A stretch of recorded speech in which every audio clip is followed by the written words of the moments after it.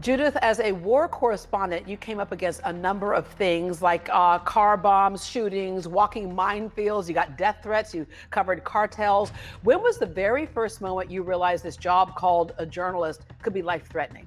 It was actually really early in my career. It was in 1992, and I was in a country in southern Africa called Angola. And I was supposed to be covering some democratic elections, and the fellow who lost, who was the former rebel leader, was no longer the formal rebel leader. He went back to war. Suddenly, all around me, there were car bombs, there was shooting every time I went out in the street. I got death threats. And I was not prepared for this because I was largely a financial reporter before that. And I was sent to this just because I spoke Portuguese, a local language.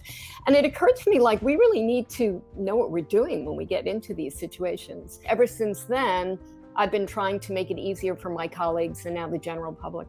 Yeah, necessity is the mother of invention, as we say. You pioneered a number of safety training, especially for women. What was it that women were dealing with that was a little bit different than men, or a lot different than men? Well, we face greater incidences of sexual harassment and rape.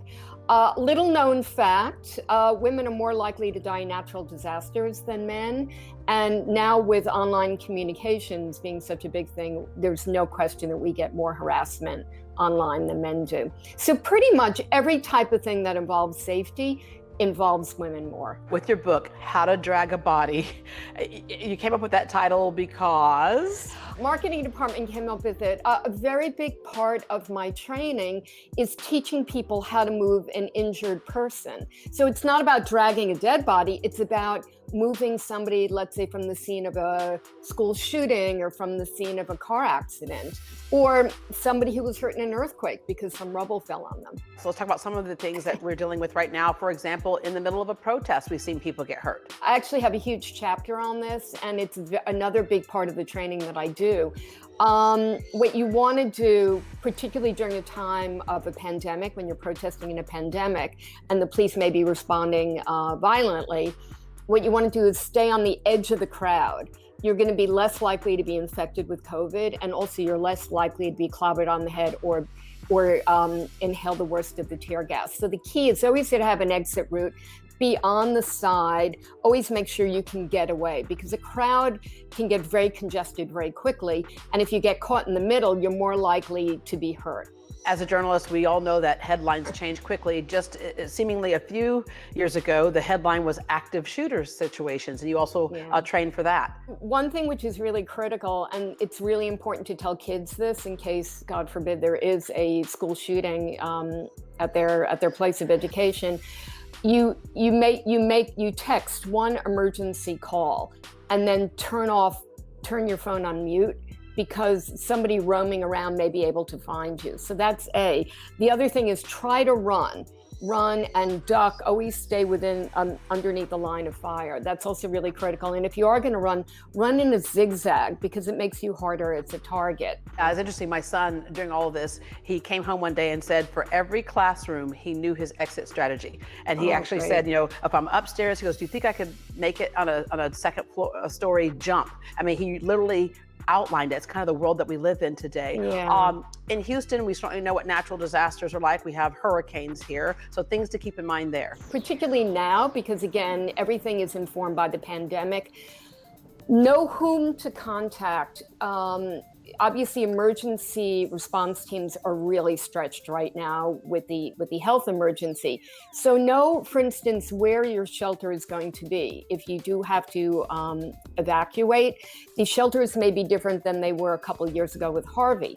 So what I would suggest is come up with your plan, come up with your go-to evacuation bag. Make your arrangements now, because it's a couple months away. The National Weather Service is predicting pretty severe hurricane season this summer. So I would say make your plan now, make your communication plan, come up with your strategy of where you're going to go, find out how to get hold of your local officials and your local shelter. Yeah, and then sexual online harassment, which we know is much bigger today because we have more social media today. The two biggest things to do is separate in your social media, separate what is professional and what is private, and make sure that whatever you have that's private is not going out in a public sphere. There's something called deleteme.com. It's a service, it costs like about $100 a year, and they will scrub all your personal details from public records. Your date of birth, your address, the name of your spouse, the name of your children, how much you paid for your house, your mother's maiden name.